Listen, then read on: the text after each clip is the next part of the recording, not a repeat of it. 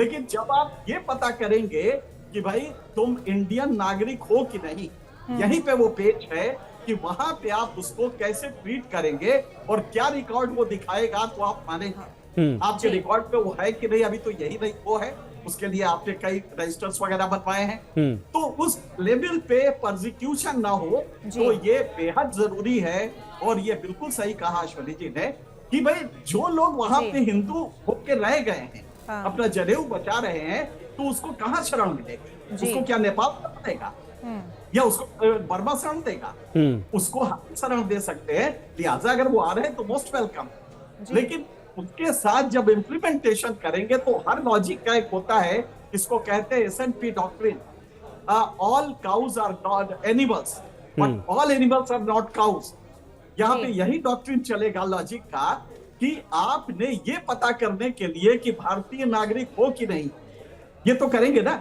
और ये जब असम में करेंगे तो वहां पे आप परसिक्यूशन शुरू कर देंगे, और वो परसिक्यूशन चुनावी फायदे के लिए हो सकता है। इसका डर जरूर है, इससे बचना चाहिए, और इसीलिए अपोजिशन ये चीजें कहता है। जी अश्विनी जी, आपका रुख करना चाहूंगी, क्योंकि एनके सिंह साहब ये कह रहे हैं कि लागू तो कर दिया गया, लेकिन अभी भी एक कदम दूर है, वो है एग्जीक्यूशन का।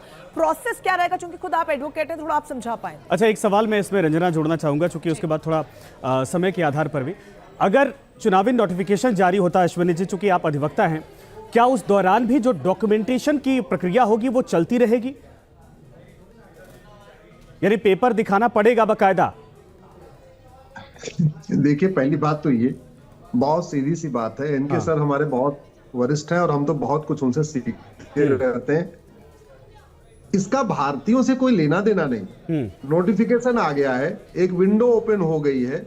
अब ये कहा जाएगा कि भैया आपको 5 साल हो चुके हैं भारत में, और यदि आप पाकिस्तान, अफगानिस्तान, बांग्लादेश से आए हैं, यदि आप हिंदू, जैन, बौद्ध, सिख, पारसी, ईसाई हैं और आपको 5 साल रहते हुए हो गया है, तो आप अपने डीएम के यहाँ जाइए, अप्लाई करिए, अपने डॉक्यूमेंट दिखा दीजिए, आपको सिटीजनशिप मिल जाएगी। ऐसा नहीं है कि ये भी इसमें एकदम ओपन है कि नहीं जितने लोग आए सबको सिटीजनशिप मिल जाएगी। उसमें भी कंडीशन दी हुई है, आप 5 साल रह चुके हैं तब आपको सिटीजनशिप मिलेगी।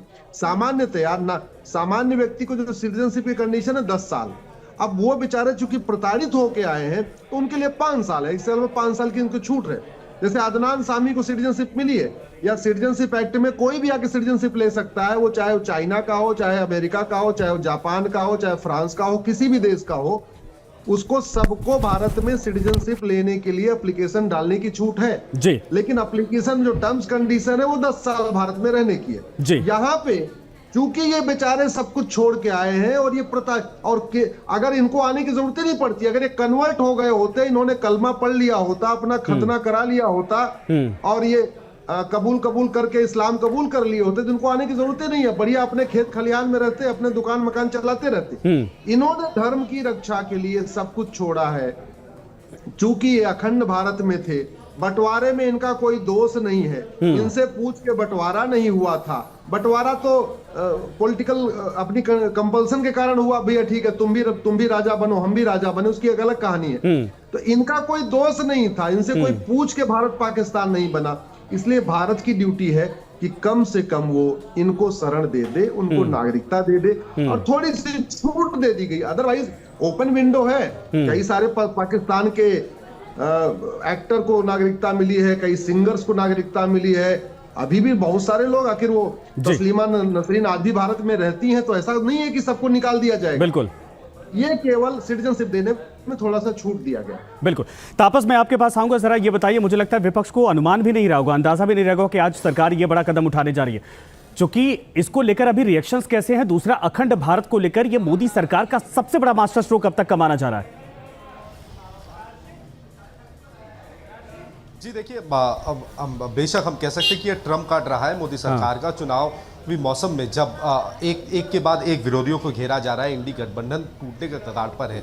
ममता बनर्जी ने थोड़ी देर पहले प्रेस कॉन्फ्रेंस करके बाकायदा ये नोटिफिकेशन जारी होने से पहले उन्होंने साफ कर दिया था कि अगर सीएए में किसी भी इंसान को डिप्राइव किया जाता है, उन्हें वंचित किया जाता है, तो वो उसके खिलाफ आवाज़ उठाएंगी।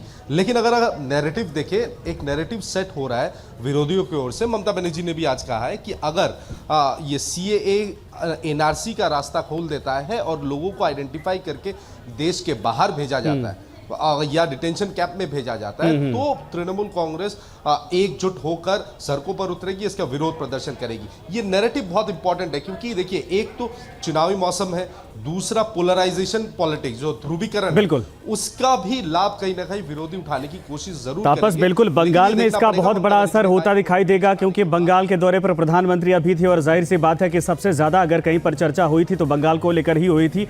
आप सभी का धन्यवाद, अश्विनी जी आपका भी, और एनके सिंह साहब आपका भी, तापस आपका भी। और इसी बीच एक बड़ी खबर इस वक्त आ रही है, आपको बता दें कि CAA का नोटिफिकेशन जारी कर दिया गया है। बड़ी खबर इस वक्त आ रही है, आपको बता दें कि ये बड़ी खबर है इस वक्त, और CAA का नोटिफिकेशन जारी हो चुका है। लागू हुआ CAA, ये बड़ी जानकारी, इसको लेकर लगातार संभावनाएं जताई जा रही थी। नोटिफिकेशन भी इसको लेकर अब जारी कर दिया गया है। इस वक्त की ये बड़ी खबर आपको बता रहे हैं। लंबे समय से CAA को लेकर एक बड़ा जो डिस्कशन है वो देखा जाता रहा। विकास चंद्र हमारे सहयोगी जुड़ गए हैं। विकास चंद्र, क्या कुछ नोटिफिकेशन को लेकर अधिक जानकारी मिल रही है? जी, जो अभी तुरंत इस बात जानकारी आई है कि मोदी सरकार ने जो CAA को लेकर के दोनों सदन से पास हो गया था, राष्ट्रपति के हस्ताक्षर की प्रतीक्षा थी, तो वो हो गया है और मोदी सरकार ने उसकी घोषणा कर दी है। आपने देखा होगा कि जब CAA इस देश का आज से CAA पूरे देश में लागू हो गया। जो वादा मोदी की अगुवाई में भारतीय जनता पार्टी की सरकार ने किया था वो पूरा हो चुका है। गृह मंत्रालय की तरफ से इसका नोटिफिकेशन जारी कर दिया गया है। नोटिफिकेशन जारी होने के बाद दिल्ली के शाहीन बाग में सुरक्षा बढ़ा दी गई है। 3 तस्वीरें इस वक्त आपको दिखा रहे हैं। CAA लागू होने के बाद किस तरीके से दिल्ली में सुरक्षा चाक चौबंद की गई है। भारतीय जनता पार्टी का एक बड़ा वादा जो किया गया था वो नोटिफिकेशन के साथ ही पूरा हो चुका है। नोटिफिकेशन की कॉपी इस वक्त आपके स्क्रीन पर, लेकिन इस बीच पॉलिटिकल रिएक्शन सामने आ चुके हैं। इस वक्त की बड़ी खबर आपको बता रहे हैं, CAA को लेकर ममता बनर्जी की पहली प्रतिक्रिया सामने आ चुकी है। ममता बनर्जी ने कह दिया है कि CAA और NRC से किसी की नागरिकता छीनी गई तो हम विरोध करेंगे। CAA की अधिसूचना पढ़ने के बाद बाकी का जो रिएक्शन है वो दिया जाएगा TMC की तरफ से। पहले मेरे को रूल्स देखने दीजिए। I am just watching the notification. Rules notification में अगर हम देखेंगे कि ये डिप्राइव कर रहा है लोगों का अधिकार को, तो हम उसको खिलाफ में लड़ेंगे। हम पहले हमको देखने दीजिए, आई एम वॉचिंग। हम जब रूल्स निकालेंगे हम उसको